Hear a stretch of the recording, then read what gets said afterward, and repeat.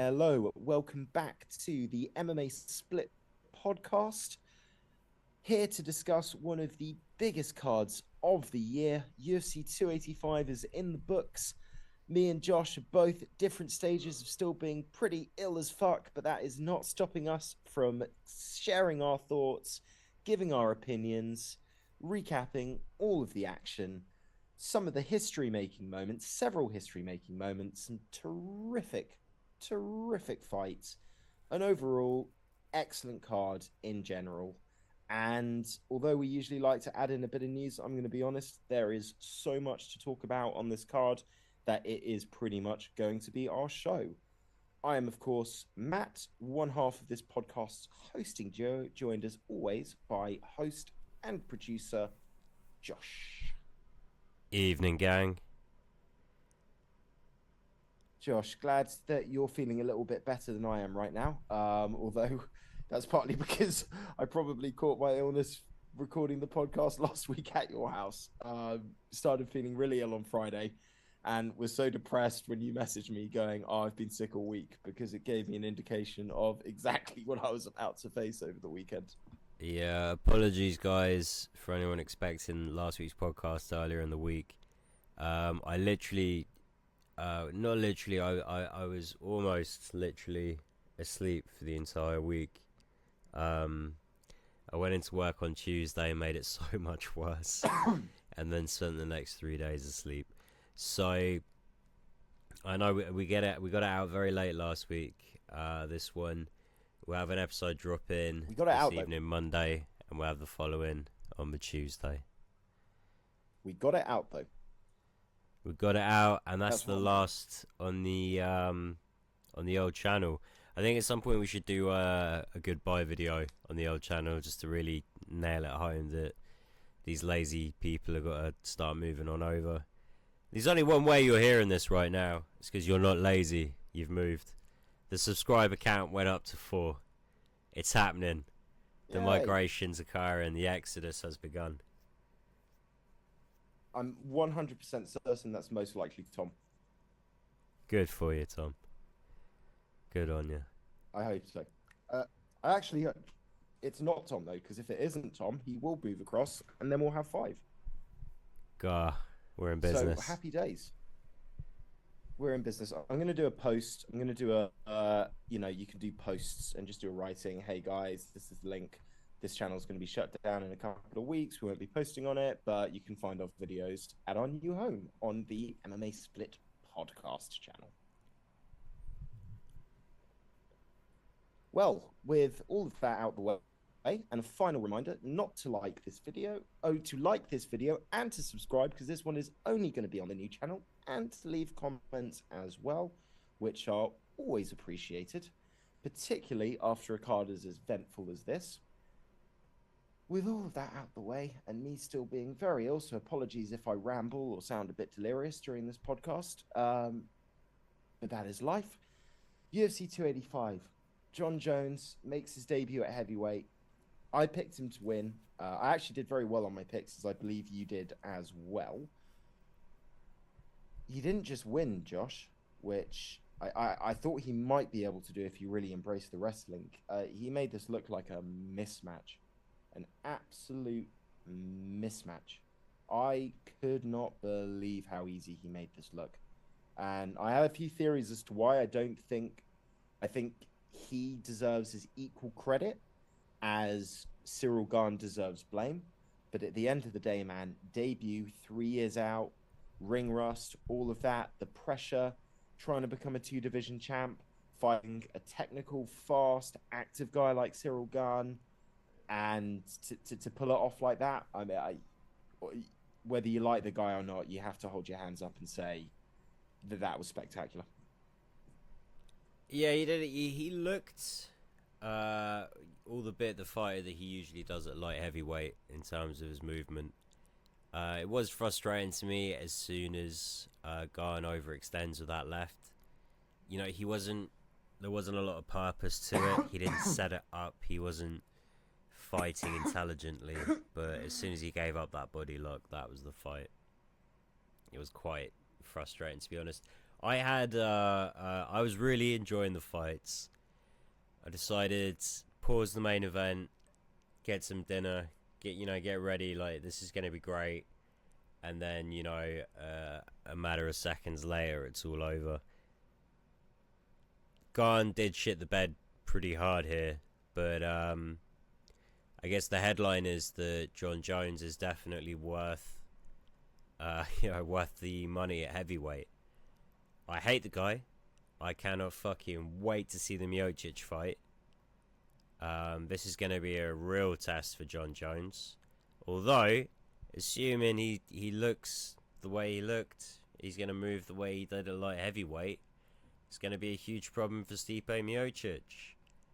Of course, for me, the big thing is going to be the power. Stipe can bang. Stipe can take some shots. Jones isn't really known for having incredible power. It's always been more of a swarming, sensing when there's blood in the water, natural finishing kind of style. He's not, sitting people down with one shot and doing walk-off KOs. How easy is it going to be to style on a guy like Stipe that can do it all? I'm more excited about what's coming than I am to discuss what's been. I don't know if you echo that sentiment, Matt. I don't know. Listen. I'm really excited about what's coming, and even though I know you don't like John Jones, if I'm really honest, I'm a lot more excited about Jones versus Stipe than I think I would have been about Gane versus Stipe. Now, that might be stupid to say because if Gane had beaten Jones on Saturday, I might have felt differently. But I think there still would have been those arguments of, will he beat a Jones? First fight at heavyweight, he's been out for 3 years. He's still not as big a name. I feel that with Jones versus Stipe, we're getting the most decorated fighters of two different weight classes contending against each other. And for me, that's as exciting as it gets. That's legacy, that's history. I really don't think that John Jones spent 3 years moving up to heavyweight because he really wanted to fight Cyril Gane with 8 fights in the UFC. I don't believe that that's the situation. I think he wants to see people like Stipe. He probably wanted to fight somebody like Ngannou, and I'm pretty damn excited for that fight, man. In terms of what we've seen, I kind of want to break this down into 3 sections. So let's look at what really impressed me with John Jones. I did think he looked a little slower, but not dramatically slower. And again, when it comes to different weight classes, it's not about how are you slower. And we did kind of discuss this a little bit on the pick show. It's about the speed that you lose from the weight that you gain. Is that over or under proportionate to the speed advance, to the slowdown that you get from moving up in weight class? So obviously Jones was going to be slower, but as long as he's still fast enough or faster than most of the standard heavyweights, that's not an issue. The only issue is if he looks slow for that division. And he didn't look slow for the division against Cyril Gane, who certainly in terms of his movement is one of the fastest guys at heavyweight. So as soon as I saw that, I was kind of like, okay, Cyril Gane's going to have some trouble here. And do you think we saw more than technique, that opening gear, that feeling out each other kind of speed? Do you feel like we really saw either of these guys open up though? Not properly, no. But there were little things, man. Like it didn't feel. I felt John was closing him down really well. Like really well. He was cutting off the cage very well. It didn't feel like Gunn had a lot of space. And some of that's the reach, some of that's the pressure, but it's just these little touches, man. Like we've seen guys like Derek Lewis, we've seen guys like Volkov. Volkov's a huge guy, try and pressure and walk down Cyril Gane. And he's just had this ability to pop, move out of range, hit them with a strike, move out. And what John brings is just that extra level of quality, these understandings of how to cut the cage off, how to pressure the guy in the right way. And the funny thing, looking back, is all week John was saying, this guy is too one-dimensional. He has got a glaring hole here This is his glaring hole is something that I do best, and as soon as I get my hands on him, this fight is over. And looking back on it, really, when you think how it's not just that Ngannou took Gane down, as easily as he did. When you really look back and think Ngannou did that with fucked knees, it does make you wonder, okay, was there a bigger hole than maybe we understood? And maybe is heavyweight just not a deep enough division where a guy like Gane has been able to look so good, get all the way through to the top, but never had to fight that guy that challenged that aspect of his game until he fought John Jones, who's But obviously I one think of the best Usman did wrestlers. help with the Ngannou camp as well. I think having an element of Usman slash, even though you have no knees, just the sheer fucking power of Ngannou, that for me creates a bit of a question mark. Although obviously Gane needs to shore his fucking game up. That didn't look good. That did not Well, look good. Thing is, like, come on, we'll get let's look forward, because I don't think there's anything really interesting to say about Gane past any of that. It's it is what well. it is what it is. But how exciting is Jones at heavyweight now? It's really exciting. I think it's the right division for him. I think if I think if you look at the Rares fight, John lost a little bit of speed, and at heavyweight, that speed is not gonna be as detrimental. And I think that's why it's the right move for him right now, because he didn't look slow, even with the extra weight on. I think John Jones now, if he hadn't put that weight on and was still fighting at heavyweight, I think a lot of these guys would have been too quick for him. So I think it's the perfect move for him. I think there's fun fights. I I do want to say this on Gunn. I think there's two things that didn't help Gunn's situation. I think he was very afraid of the wrestling, and I think that affected his striking. I think there's an element that Gunn got, I don't want to say overwhelmed by the moment, but there definitely seemed to be like a slight intimidation factor in the build up to the fight. And, with the crowd reception, some of the stare downs. I also think, how many times, Gunn's never fought a guy that would pull a guillotine from that position. We've seen John do that before, not from that exact position, but against guys like Lyoto Machida. I don't think there's anybody that Cyril Gunn's ever fought where his coaches would say, listen, if you're sat up against the cage, you need to watch out for him suddenly just having a go at your neck and being able to get it. Yeah, although Jones is going to come up against that himself. I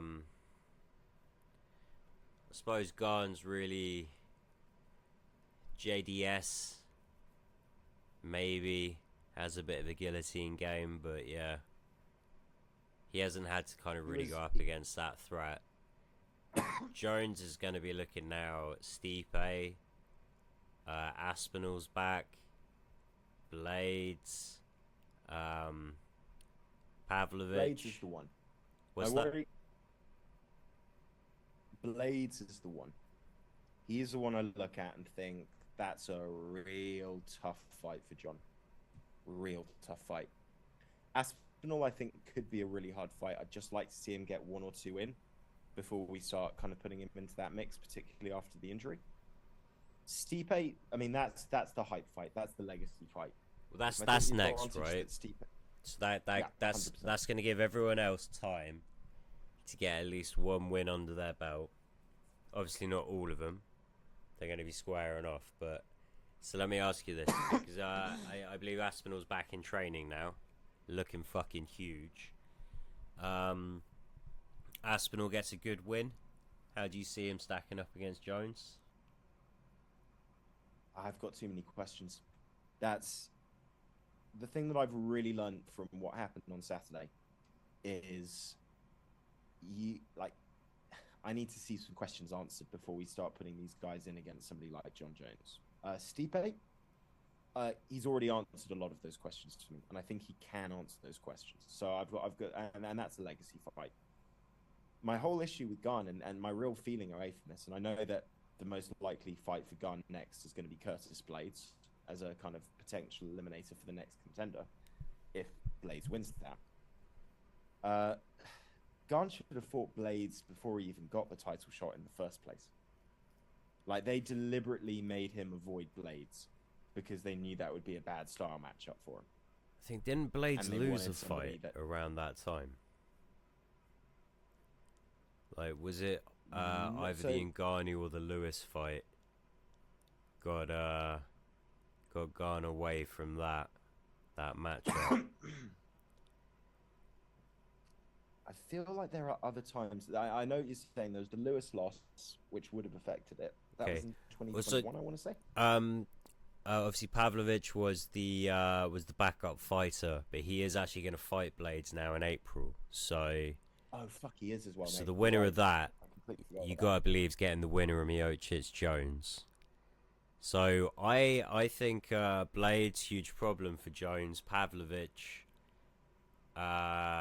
probably a problem for Jones, but there are those holes that Jones can take advantage of. So those are interesting matchups for me. Aspinall's a huge one for me because I think Aspinall's got the size, the movement, the stand-up, and the submission game that makes it very, very interesting against Jones. Who am I already thinking of? Spivak. Spivak can be a bit of an issue for Jones, I feel.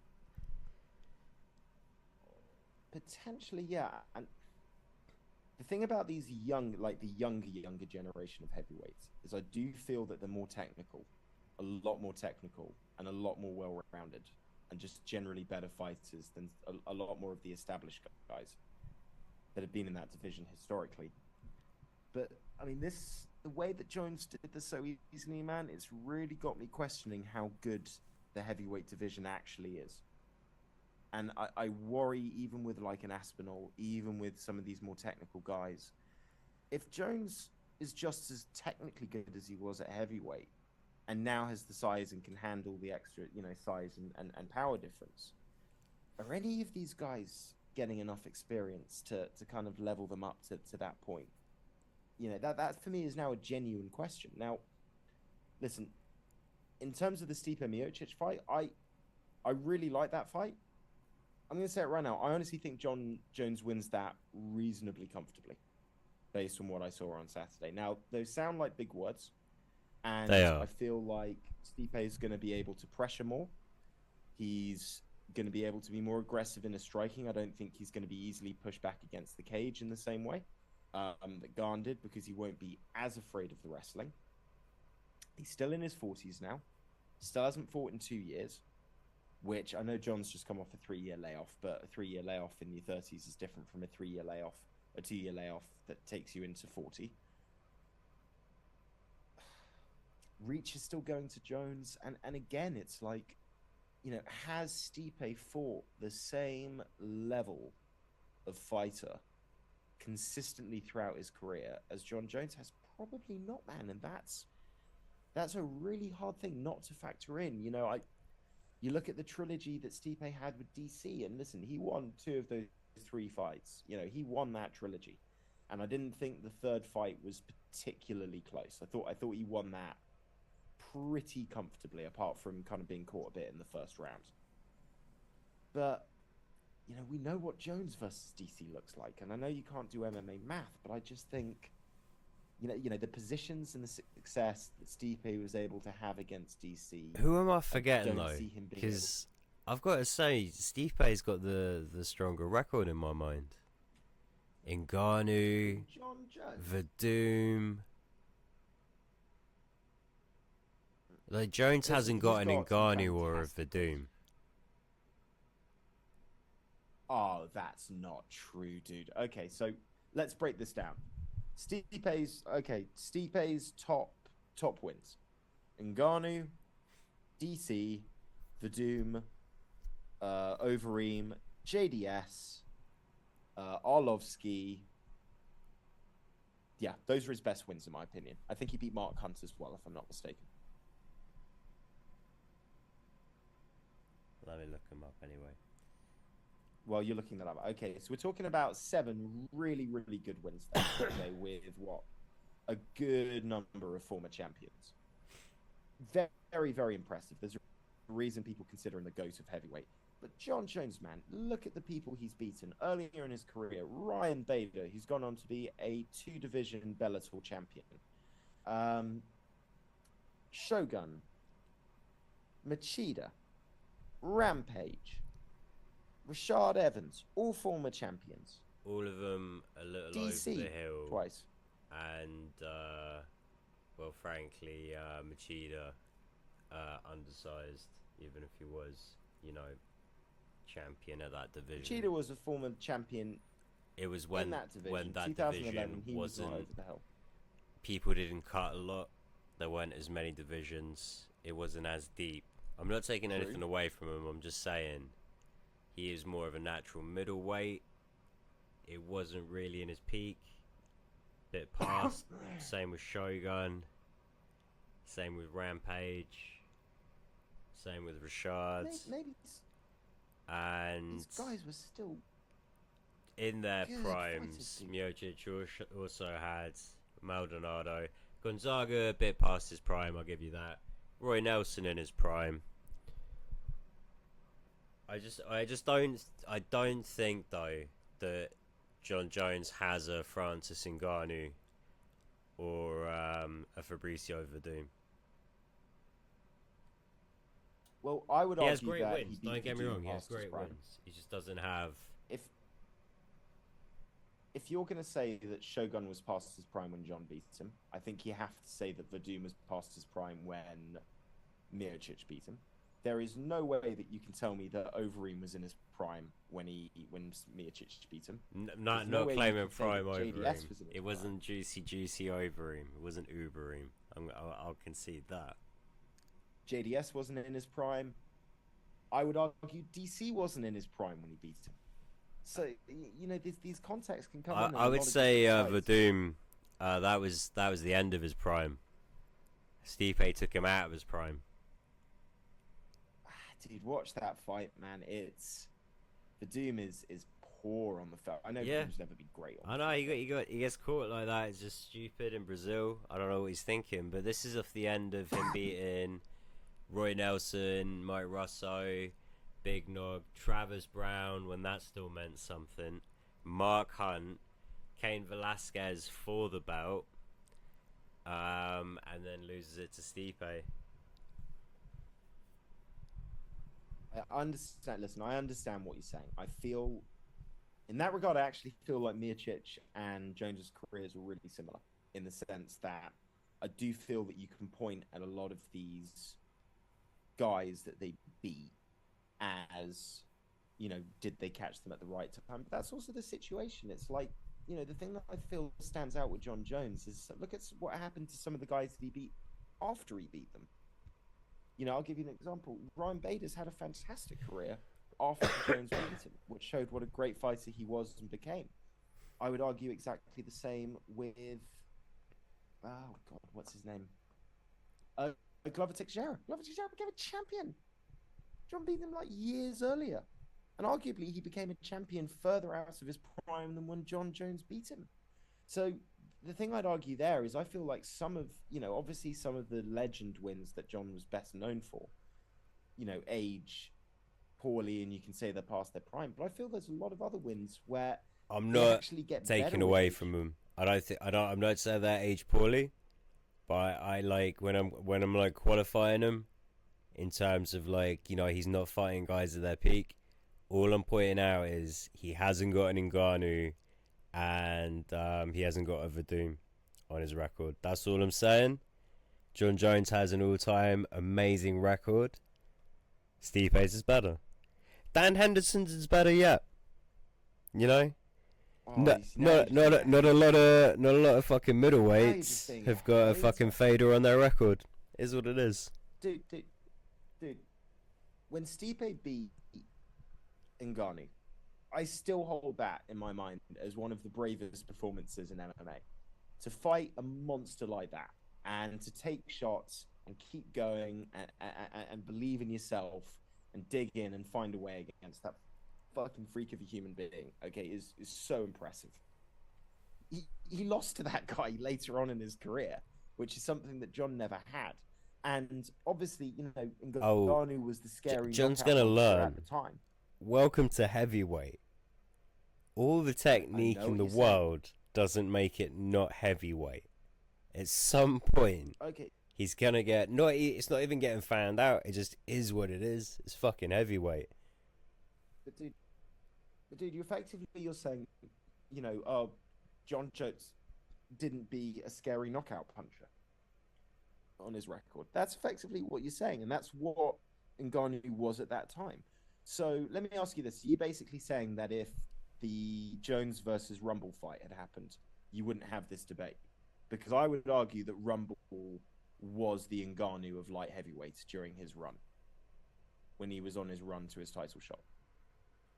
Yeah, yeah. He in a lot of ways, but he would also kind of underwhelm. He'd have gun shy performances, of which Ngannou did have after Miocic broke him. He had the Derek Lewis fight, but people did not talk about Rumble in the same way they talked about Ngannou. It was just different. Like, it's just different. Ask Curtis Blaze about it. The poor guy got done dirty twice. But it's the No, thing with a heavyweight, John I'm not Jones. saying he's not. He is going to be able to knock guys out. The thing is, he's not going to be loading up on shots. That's not his style. He's going to swarm and cause damage and look to rock guys by being smart and aggressive and follow up on that. The problem is, when people counter, he's going to feel it a lot worse than he ever did at light heavyweight. He's going to feel it more often. A lot of these guys, John's still going to have the reach advantage, but they're going to be an awful lot bigger than he's used to.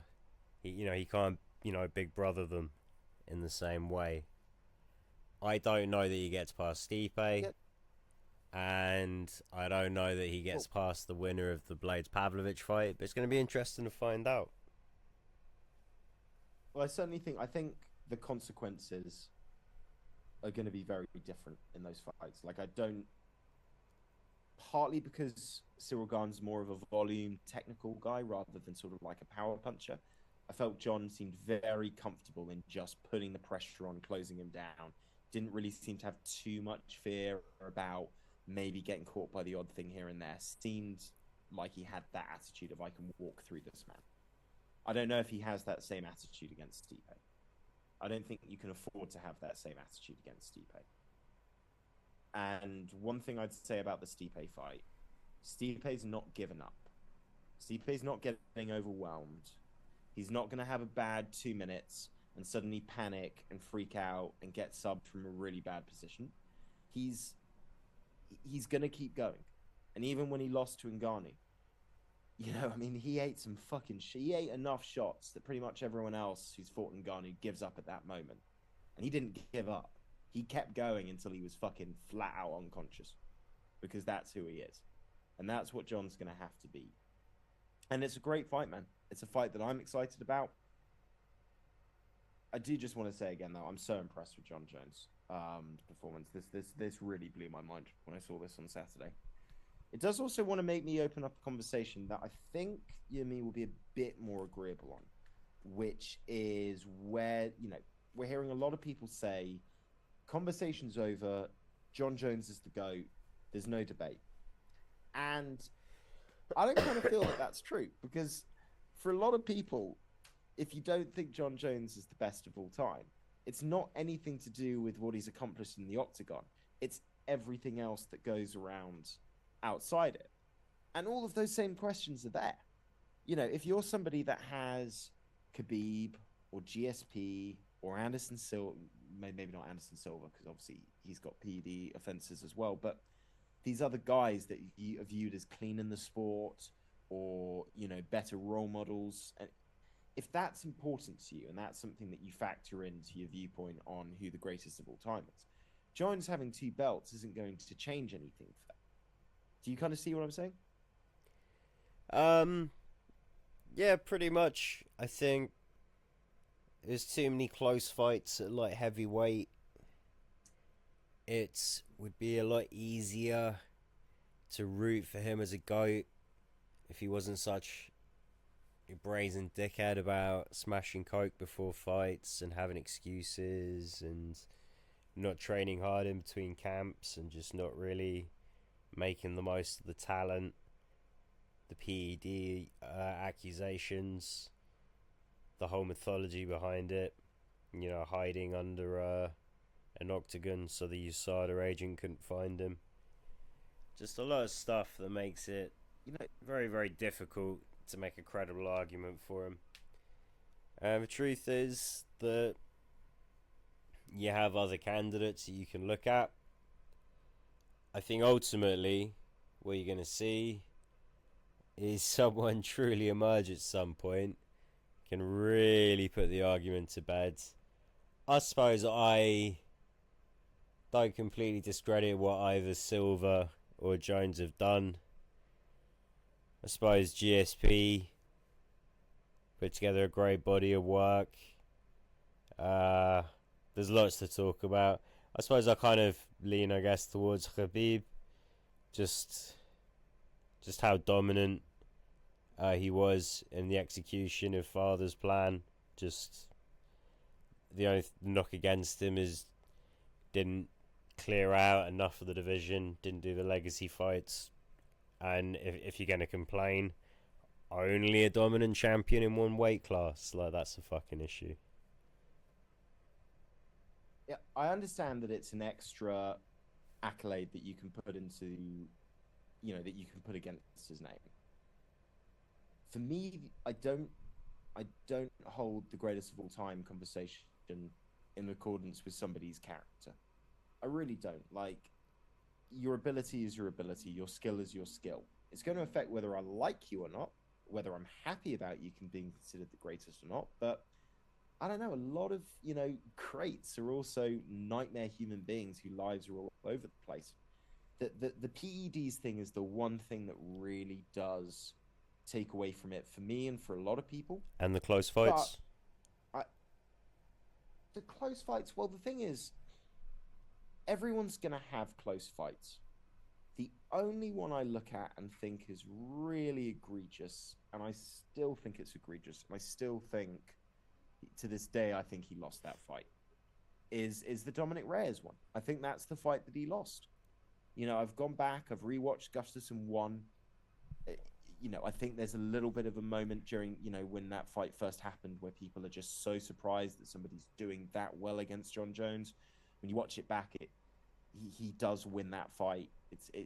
I don't think there's too much argument over it. If you go round by round, I think the Santos fight is very close. I do think that he won that fight. If he doesn't hurt his Smith leg, interesting, true, right? But you can only beat what's in front of you, man.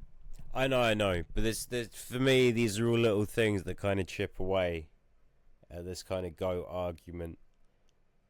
I don't remember, even back in the day when he was injured all the time, I don't remember Nurmagomedov having any close fights.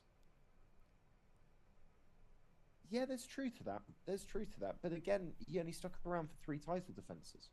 So let's say that you take John Jones, okay, and let's say that you only look at his light heavyweight career up until his 3rd title defense. Okay, his 3rd title defense, if I'm not mistaken, was Vitor? Oof. Or was it Rashad? I'm going to look this up. Talk for a couple of seconds while I look this up. Sure thing. This has nothing of guys like Patricio Pitbull, fantastic fighter Fedor. There's all sorts of different fighters that you could talk about. You kind of get tunnel vision with the UFC. And the truth is, so many different organizations, so many problems with steroids. Where do it's impossible to have the records with the appropriate asterisks. It's just never going to happen. So, are we being too Well, I precious think about it in with that John? argument, I say no. Fuck John. do you think that for the very nature that you get different weight classes, to actually try and establish a greatest of all time is almost impossible? Because there's so many different factors, there's so many different variables, there's No, all no. these things that come At in, some point there will be someone will come like along. an undisputed. You know, we can't help I get you. as a species, but kind of surpass what's already been done. And frankly, you know, if Nurmagomedov's father doesn't pass away, carries on Yeah, fighting, do they find a way to the legacy fight with GSP at 170 for enough money? You know, does he fight like Usman or whatever? That would have been the champ at the time. It's just I think if anyone had the listen, best shot at really fucking being hands down the greatest of all time, probably would have been Khabib. And John Jones is right fucking up there. I really don't like the guy. Easy to root against. And he's going to be a tough opponent for Stipe, although I think Stipe will win. And if he doesn't, I think he's going to have an awful time against Curtis Blades. That would be my yeah, guess. no, I understand. I understand what you're saying. If I could just make one argument, if John Jones had stopped fighting after 3 title defenses, he would have just beaten Rashad Evans, and this would have been about at least a year before any of his problems started coming to the surface. And again, it's like, this is kind of the problem with GOATs. It's like the GOAT conversation rarely rewards certain things. So it's like Khabib at 29-0, retiring at 32, has a really clean GOAT record or GOAT sort of status argument on one side because it's compact, it's even, it's 29-0, it's not going to be spoiled. He only fought in his prime and on the build-up. You know, somebody like an Anderson Silva, well, you know, part of Anderson Silva's problem is that he kept fighting. You know, if he was to have retired when he beat Stephan Bonner, I don't think anyone would have argued that he's the greatest of all time. And that would have been at the age of 37. I think he was 37 years old when he lost to Chris Weidman. You know, and everyone now sort of says all of these things that happened to Anderson from the age of 37 to about 45 in mixed martial arts detracts from him being the GOAT. What nobody ever says is, what the fuck? This guy was a champ from 30 till 37 years old and still had some fantastic performances. You can't assume that wins. everyone cares about whether or not you're the GOAT. I don't think for Anderson Silva it was about being considered the GOAT or going out on top. It was always about proving to himself he could still do this, proving himself he could come back from the leg break. You know, it was had nothing to do with his legacy. Was already what he'd already done. You know, he didn't need to protect it. He wasn't Floyd Mayweather or whatever. I think for a lot of these guys, they don't look at it in the same way. You know, legacy can be defined in a lot of different ways. It can be quite an individual thing, to be honest. But as fans, when we can dissect it, right, we've all kind of got to concur that the criteria would be near enough, undefeated, strong strength of record, and ideally lots of finishes, dominant performances, records in terms of like titles defended or like amount of consecutive defenses, or potentially spanning it across something stupid like 3 weight classes, right? There'd have to be that kind of, it's just undeniable. Those are the sort of things we're all going to like revere and be like, yes, this is the GOAT. Well, I think, yeah, I'd agree with you. Either success across, like, massive success across multiple weight classes, or you are the consensus greatest champion of your era or of your weight class. It needs to either So, for be example, men's 55, women's straw or flyweight, or men's bantamweight. If you're just going to be a one weight champion, because it needs to be a now, weight class that deep now, that you need now, to like clear out everybody impressive and in dominant fashion. I'd agree with that. I'd agree with that. Who would, okay, so let's not try and pick a GOAT. Who would your top, it doesn't even have to be in a list, but if you were to pick 5 GOAT contenders, who would your GOAT contenders be? You can have it mixed martial arts, you can have it just specific to the UFC, you can have it men's and women's, men separate to women's, whatever you want. Fuck. So AJ McKee would have been right up there, but that's gone. Yeah, there's a lot that went last year, you know. So let's be honest. Wait a minute, you would have had AJ McKee as a GOAT? No, I thought we were talking about people that had potential across all organizations. Oh, sorry. No, sorry. I didn't phrase that very well when I said GOAT contenders. I don't mean like people contending that could be GOATs. I mean like, I'm not asking you to pick a GOAT, but I'm saying who would like, if we were doing like an Oscar for the GOAT, who would you make as like the 5 nominees, if that makes sense? So I guess Fedor. Active fighters only. Okay. No, anything. It can, and you can specify how you want it. So you can say yours is just UFC. You can say yours is mixed martial No, arts. it would be mixed martial arts. Okay, so Fedor, that's a really good pick. So I guess I would have Fedor on my list. Fedor, Nunes. Okay, so interesting. You mix men's and women's.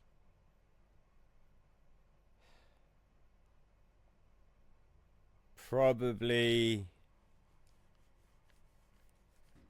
GSP. Jones. Okay, so we got 2 out of 3 similar so far.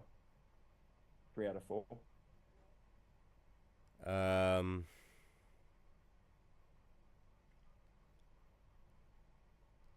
Shit, man. I mean, like different fighters at different times, you know. Do you want me to tell you mine while you're thinking of your last one? Oh, I had more than just one to go, but yeah, tell me yours. No, I'm not gonna put BJ Penn on. Matt Hughes.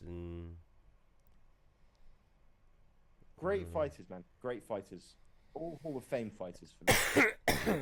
I can't pick a GOAT, but I'm making nominations. John Jones, Khabib, Anderson Silva, GSP, and Fedor. I think it's really hard to pick over that.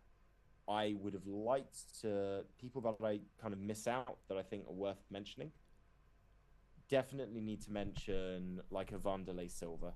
Obviously didn't come together in the UFC, but his Pride run was legendary. Same reason why I've included Fedor.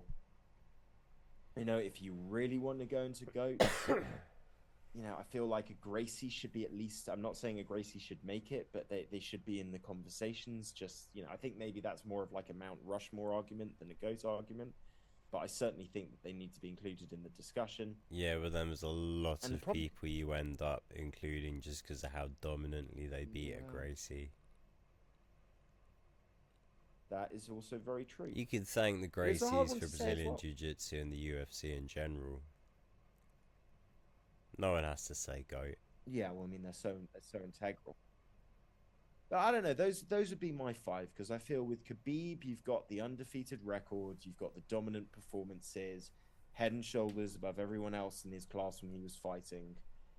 John Jones, you've got the records, the history, the legends that he beat. Now a 2-division world champion. Obviously, GSP defeated every man he ever fought. Did lose twice, but avenged both of those losses. Won a belt in a second weight class. One of the longest reigns as champion. best ever welterweight, so he's got the best champion in his weight class argument. Fedor, obviously his Pride run, absolutely legendary. Just a shame that we never got to see him in heavyweight. And what was the other one I said? Fedor, Khabib, Jones, GSP, Anderson Silva. Because listen, I've said it already on this podcast, but Anderson Silva was electric. Electric. 16 fights in a row. Untouchable, apart from the Chael Sonnen fight and a couple of other shitty performances, but he still won. And then obviously it all goes wrong. And then, like you say, the rest of it wasn't about being a GOAT. It's about what he proved to himself. But, you know, I feel like Anderson Silva, it's not a martial arts comparison, but it's like that messy magic. You know, it's not just the dominance, but it was the style, it was the flash, it's the way he finished certain people on his run. You know, that kind of sticks with you. Those would be my 5. Although the interesting thing being that their go-to arguments would be for completely different reasons. I think ultimately we're going to see someone that just makes it not a discussion at some point. Well, do you think the sport's too young for this conversation? What's that? Do you think the sport's too young to really have this conversation? Like, you think no. Like, there's always a GOAT. There always has been. Yeah, but do you feel that it's for a sport that's 30 years old? It's much easier for that GOAT to change. Yeah, of course. Been around for but it's a conversation that's been had for at least 20 years. Do you know what I mean? Okay, that's a good point. I mean, you know, when football was like 3 years old, they were like, "Oh yeah, he's the best. He's the best that's ever played it." Like, that's how our minds work. Obviously, people have those conversations. Well, I mean, if we go back to 2003, if we were to have this conversation 10 years into MMA, it would basically be a conversation of, is Tito Ortiz the greatest, or is it Fedor, or is it Wanderlei Silva? Probably something like that. It would just be Pride people. It would be Fedor or Wanderlei.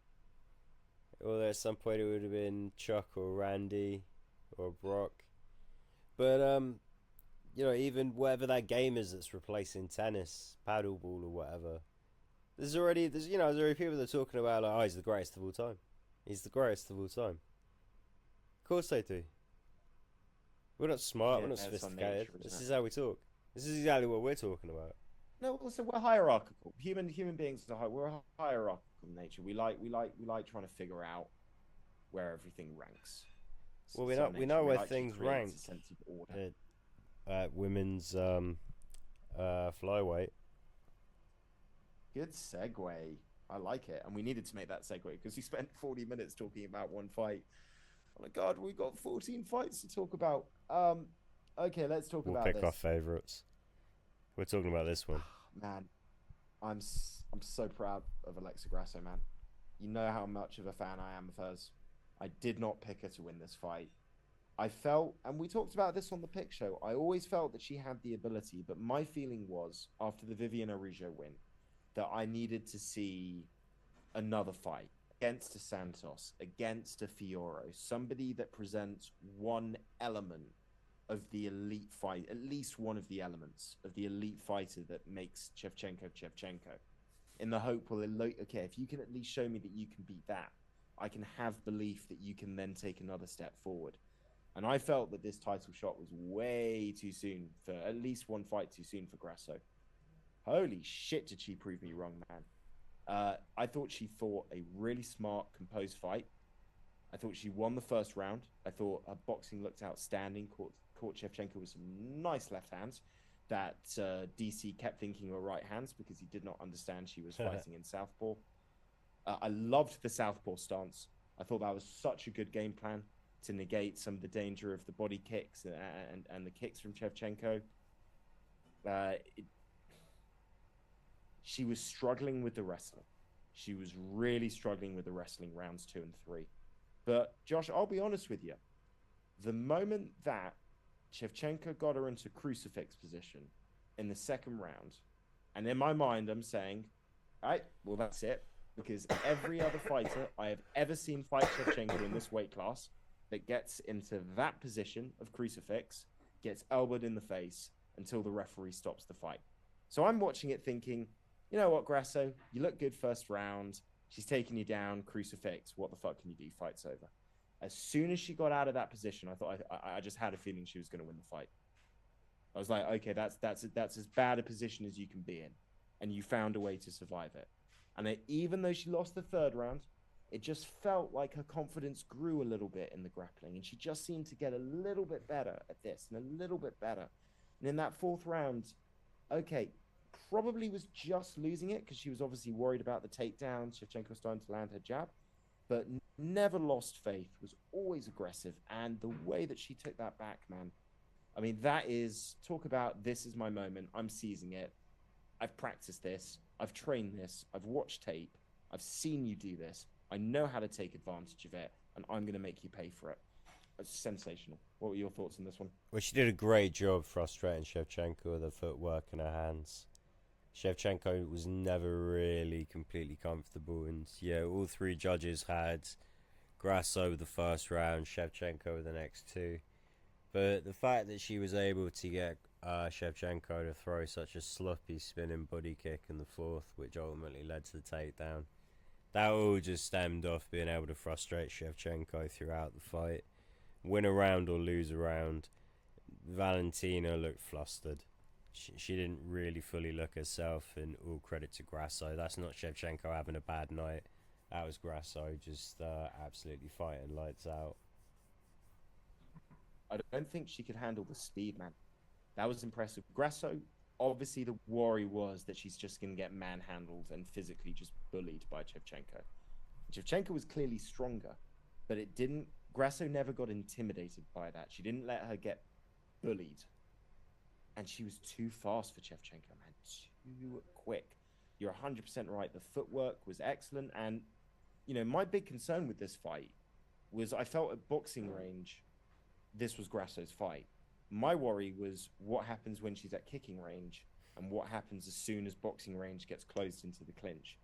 And I thought Grasso did such a good job of either being all the way out or making sure when she was picking her moments and coming in, she could land a couple. Yeah, she never let her settle round four, at that long distance. She never fully let her settle. She never let her get a read. No, and to be honest, by round four, Shevchenko was not getting those takedowns, man. She was breaking away. She was reading it. Grasso wasn't overextending. You know, I know that Shevchenko is going to say, and listen, there's going to be an immediate rematch. I don't think there's any question about that. Shevchenko is going to feel like she wins that rematch. She's going to believe in herself, and I think there's a strong argument to say that she does win the rematch. I'm probably picking her. But if she comes away from this thinking I was easily winning that fight, I only lost it because I made one mistake, you are wrong. You are dead wrong, because Grasso grew in confidence in that fight. She started handling the wrestling better. And whether or not you think it's one mistake or not, let's say that you survive that choke. Let's say that you grit through and you keep it just to the point where you don't feel your jaw's going to break and you survive to the fourth round. Guess what? You're still going into a fifth round where it's two apiece. And you've become less effective with your takedowns as the fight's gone on. So, and momentum. And then you start looking at the other factors. It's like, well, you're 35 years old. I'm not saying that there's a drop-off, but have you just lost a little bit of that speed? And maybe we haven't noticed because you're such a good grappler that you've been able to maybe cover that. But I don't know, man. It's also when she's in flow state, she gets set quick at distance, and she makes girls pay for it. And she's able to freeze girls with the feints and with the longer shots, which also buys her a bit more time. Grasso never gave her that. So you're right, she probably is losing a step. But also, just all the little things she can do to slow down a fight and to be effective at her range. Grasso just never really let her get set. It was just a nice little hustle kind of performance. Well, also, let's talk about the mentality as well, because, you know, Shevchenko was saying things like, before the fight, oh, I can see the fear in her. She knows what she's afraid of. I sense it in her. I didn't get at any moment in the pre-fight build-up a sense that Grasso was overwhelmed or afraid. She very much just looked like somebody that's just like, hey man, I've got my shot. I'm going to give it my very best. I'm not going to try and be a dick. I'm not going to try and match intimidation or anything like that. I'm going to be me, and I'm going to just do what I do and be content. And maybe that was a factor. Maybe it started bothering Shevchenko that she wasn't sort of intimidating her or mentally breaking her during the fight. Maybe she sensed that. Foolish. But it's let's give full credit to Shevchenko. I've had so much fun watching Shevchenko's reign at flyweight. She has been so terrific. And the performance against Andrade, the performance against Lauren Murphy, the way she knocked out Jessica Eye, the dominance that she's had, carried herself with class, record number of title defenses in women's UFC history, the best flyweight champion we may see for a very long time, unless Erin Blanchfield is what we think she is. Nothing but respect. But arguably, if she comes back, arguably a GOAT candidate, right? 100%. 100%. And frankly, if Nunes retires, absolutely no reason she can't be a two-weight champ. So, one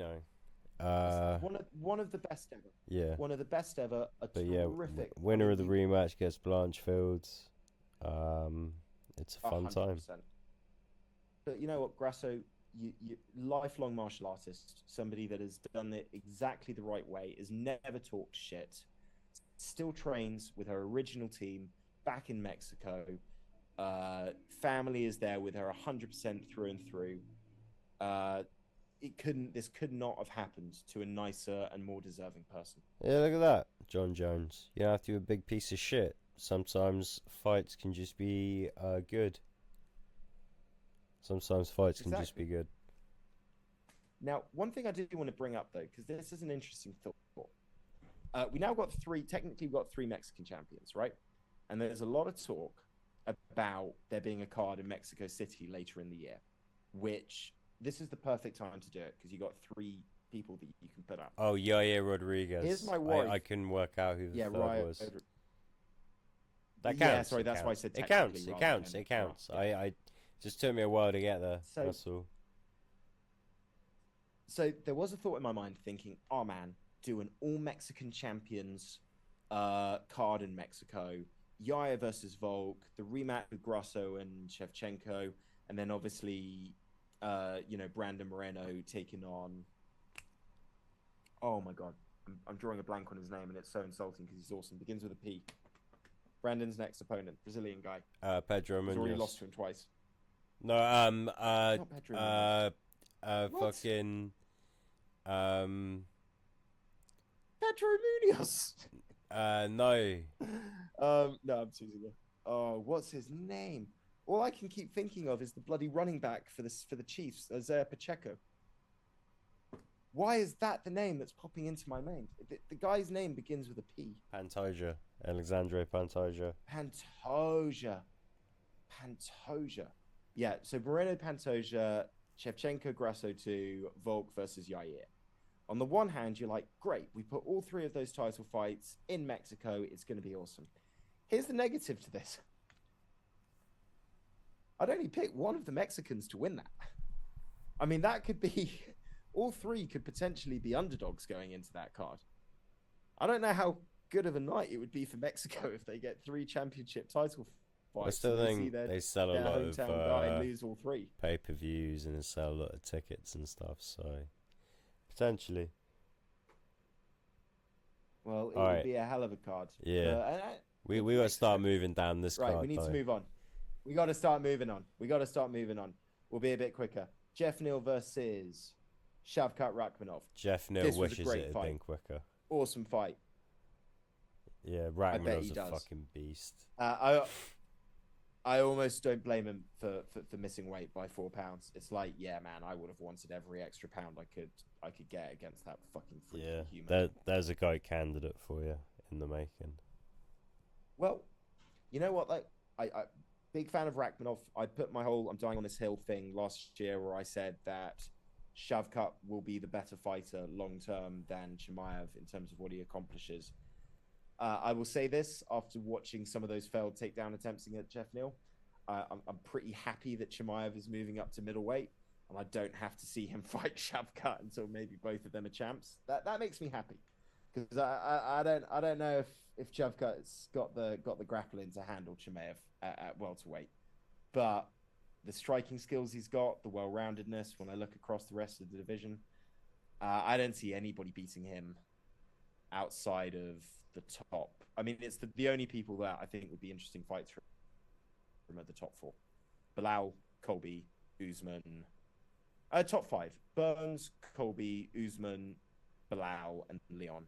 I think all of those would be really interesting and tough fights for Shavkat. But you couldn't say that he's not able to win all five of those on his day. Right now, which is crazy.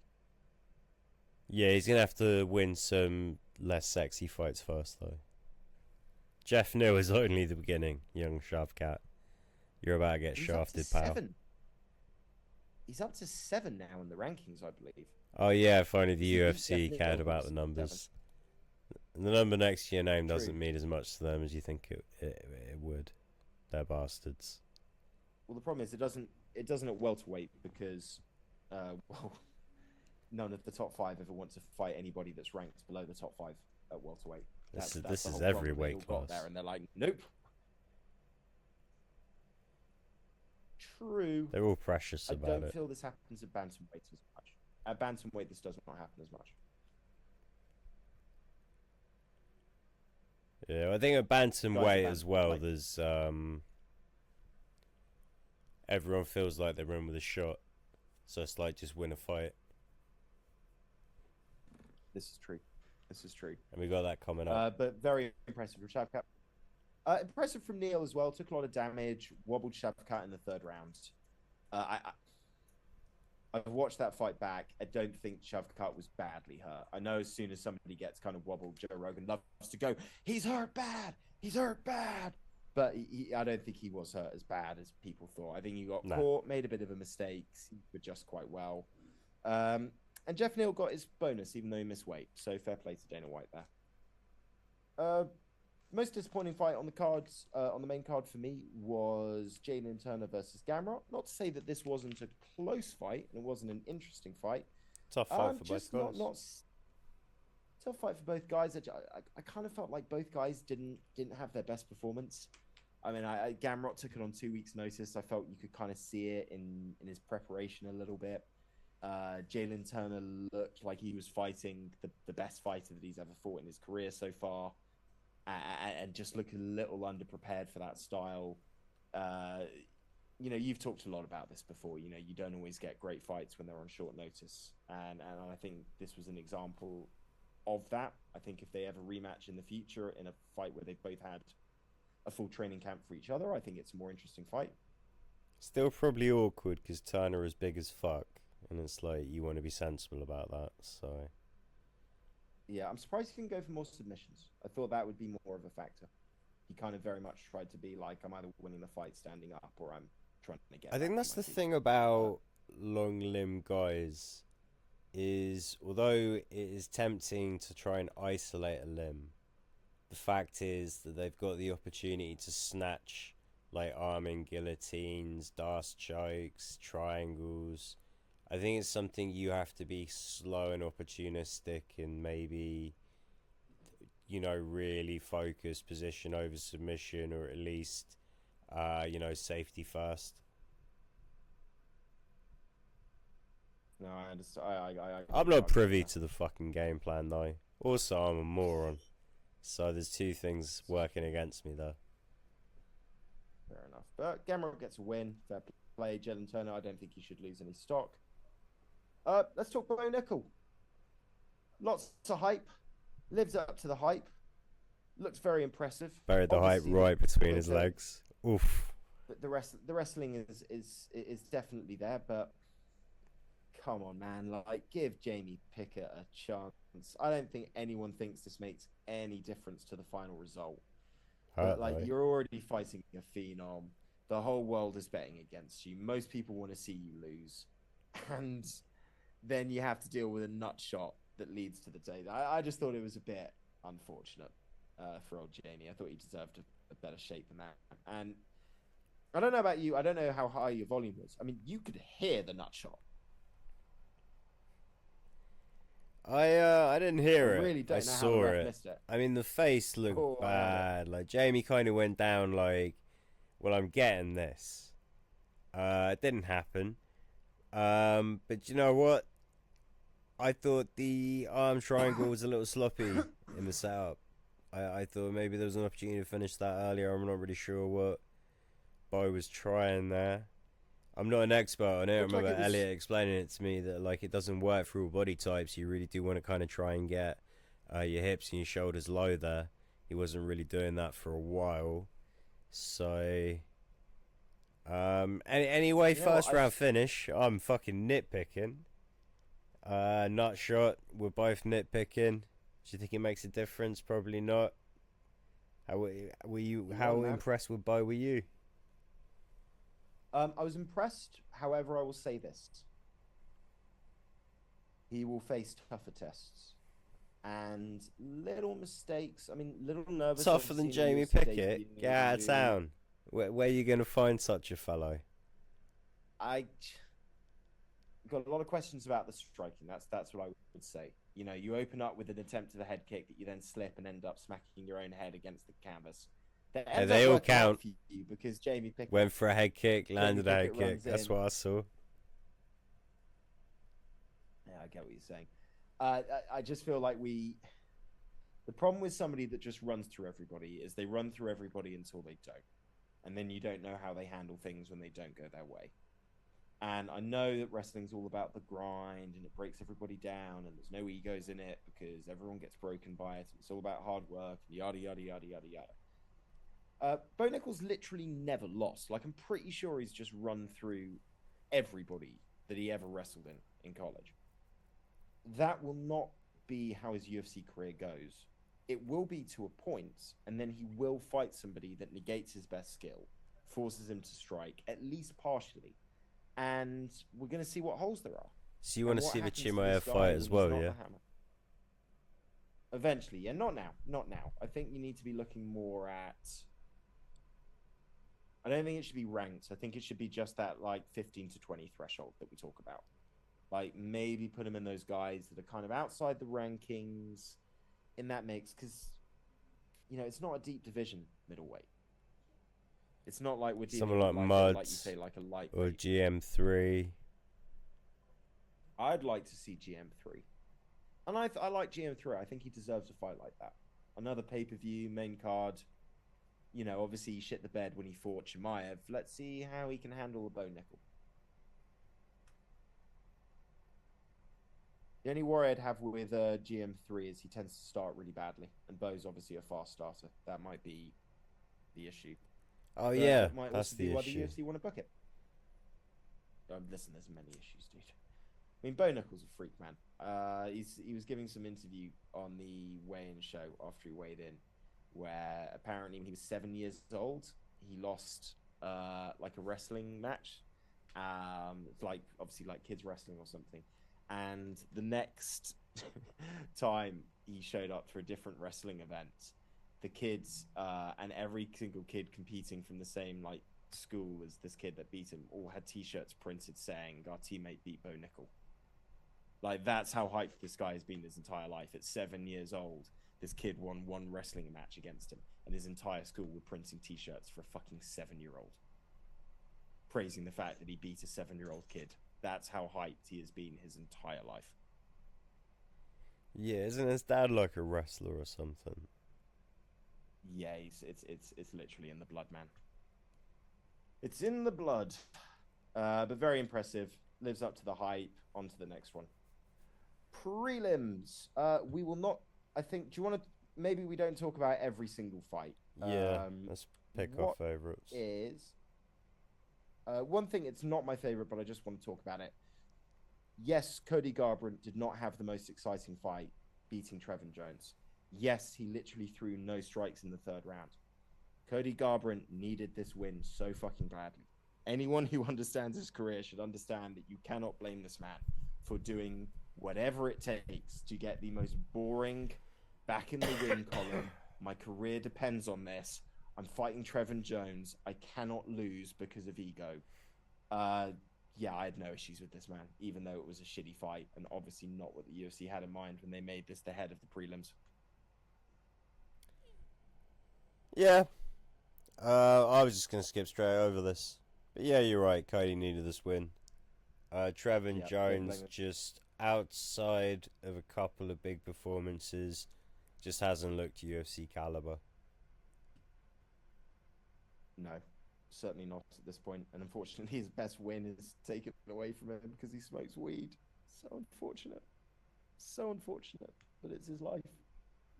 Talking about unfortunate. Okay, this is the prelim I want to talk about from the prelims, not the early ones. Derek Brunson versus Dricus. Derek Brunson's last 2 fights have been identical. He's had a great first round, and then he's either just gassed out or just completely collapsed in round 2. Well, I think this was just a little bit back and forth as well. You know, they both got kind of spurred on with a bit of success, cracking the other in the chin. It's just that, you know, Derek couldn't really stand and bang with Dricus like that. That was a mistake. You want to talk about a guy that is fighting a lot of people at the right moment. I kind of feel this is Dricus du Plessis. I don't know how good he actually is. I feel he's fought Derek Brunson at a good point. I kind of feel like he definitely fought Darren Till at a fucking great point to fight Darren Till. He's been released, by the way. Yeah, well, he asked to be released. And sounds like something you say when you get released as well, though. No. Even Dana's confirmed this. He's the one that asked them. And apparently, basically, Hunter Campbell had been on his ass for a couple of years, just being like, Dan, we like you, but like these injuries, man, it's a problem. Like, we need you to be able to be reliable. We can't have it that you have a fight and then you shit the bed, and then it's, oh, I had 6 injuries, or oh, I've pulled out my last 2 fights because I have all these injuries. It's like it's very hard for us to build things in your favor and around you if we don't have that reliability from you. My initial impression when I heard that was that this was like I'll be honest, I thought Darren Till was doing like the Conor McGregor, you know, like, I'm retiring for 6 months while I get some treatments that maybe involve some, you know, substances that aren't allowed by USADA, get myself right, and then, you know, get back in the testing pool and come back in. That was the initial impression I got. Darren Till's kind of said, oh, well, I need to sort some things out. He was asked if he's going to take fights outside the UFC. He said, oh, well, that would be really disrespectful to the UFC. But obviously, if the opportunity comes up and it's too good to turn down, I'm not going to turn it down. So it's like, oh, okay, now it's starting to paint a clearer picture. And then he's sort of saying, oh, you know, 2 or 3, give me 2 years, I'll be back in the UFC. Dana then spoke about it, and his argument was, yeah, man, he has to be released. You know, it happens. A lot of guys realize they're just not at the level anymore. And it's like, yeah, that sounds more like it. It sounds like Darren Till doesn't believe that he can build his confidence back up in the UFC. Probably, I don't know how close he was to the end of his contract, but my guess was that if he was renegotiating, those numbers weren't as high as they were a few years ago. And maybe that's a factor. So, yeah, man, if you can get a bigger paycheck, take some time off, heal yourself up, build your confidence back up, taking some easier fights. I think for Darren Till, I think that's a good move. Probably the only move right now.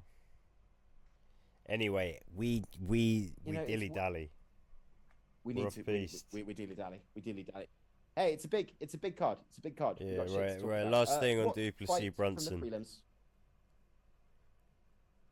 Du Plessis doesn't impress me enough to make me think he could be a top contender, but he's tough and he keeps winning these fights, and you have to respect that. Fair. What fight from the prelims would you like to focus on, Josh? Probably Gary Keenan Glad you said that. Really enjoyed this one. Really enjoyed this one. Uh, gets caught bad in the first round, Ian Gary. But you know what I loved about this one? Gets to his corner after round one. I love how Ian Gary communicates with his corner in between rounds. He communicates so well. You can tell how receptive he is. He's so good at feeding information back to his coaches, taking the information in.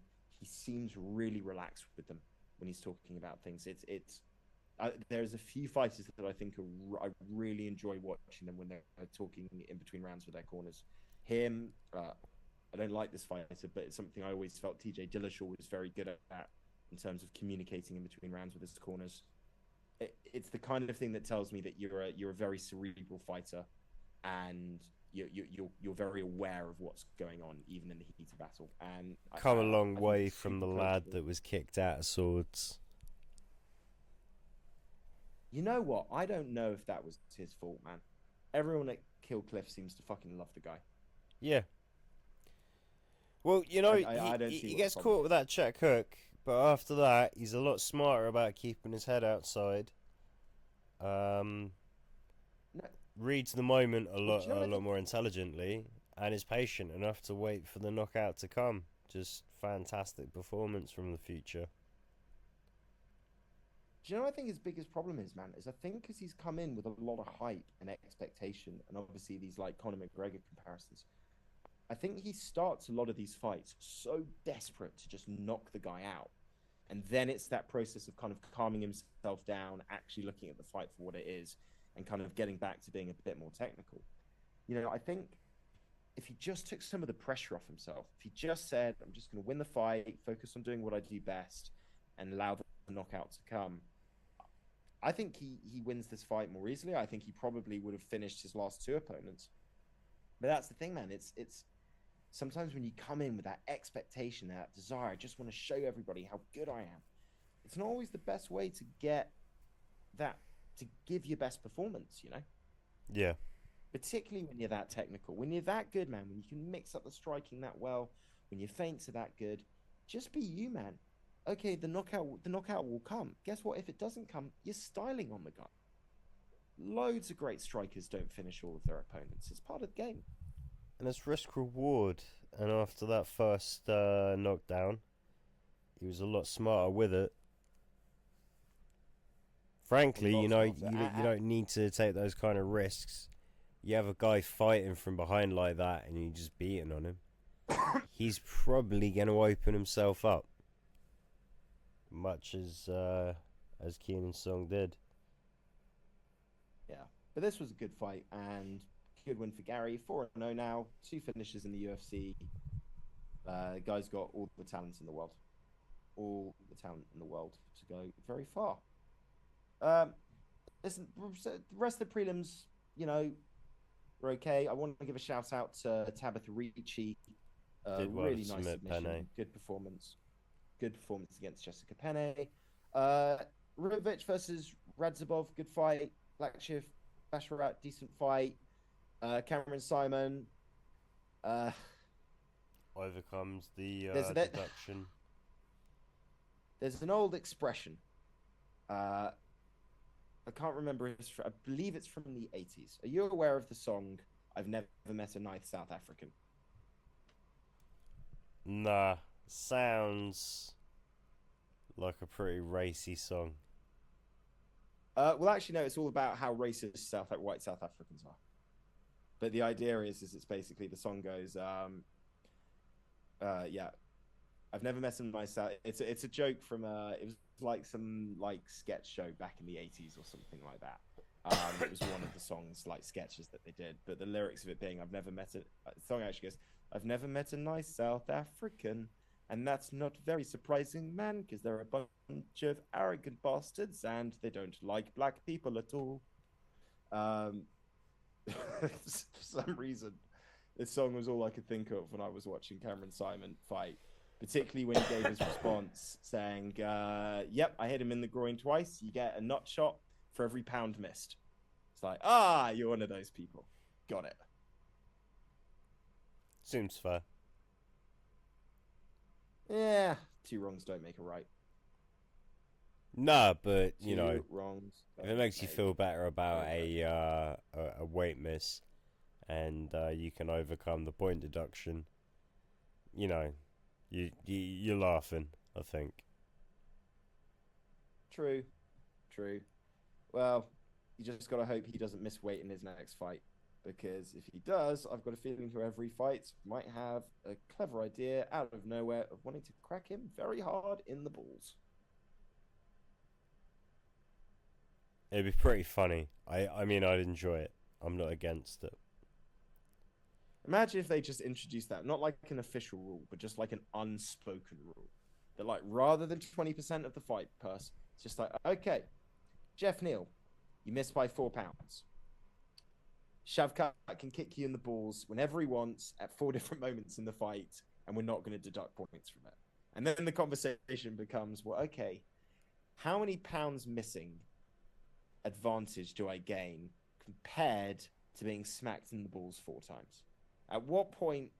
At what point?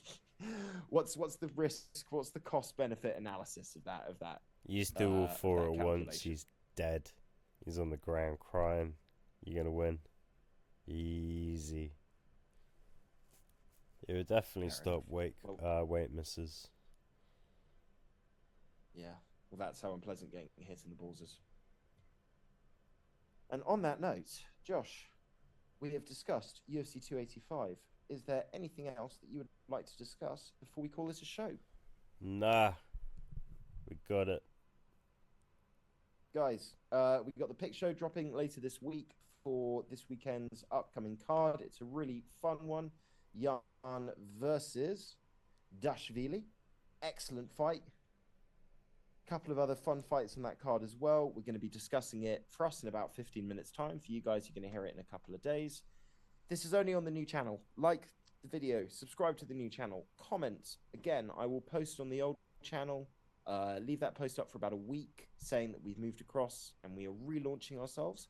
And then after that, that channel will be deleted. It will be gone. Gone. And there will only be one place to find the MMA Split podcast. And that is on the MMA Split podcast YouTube channel. It's here. You found it. Thanks Well for listening, done. guys. Good job. Excellent. Guys, thanks for listening. For those of you that are with us for the new journey, fantastic. It's going to be bigger and better than it ever has been before. And as always, by Dave, by Laurie, by Trifo, hopefully you guys also jump across. We will find out. Peace out. Bye, Laurie. Bye, Dave.